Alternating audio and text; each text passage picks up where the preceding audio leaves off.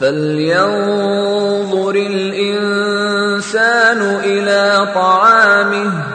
أنا صببنا الماء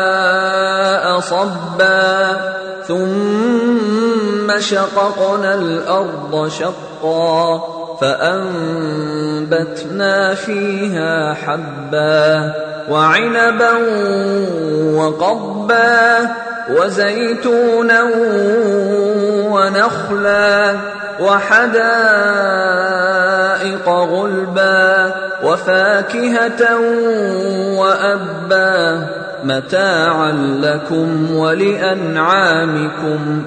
فإذا جاءت الصاخة يوم يفر المرء من أخيه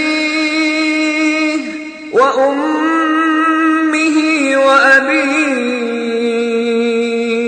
وصاحبته وبنيه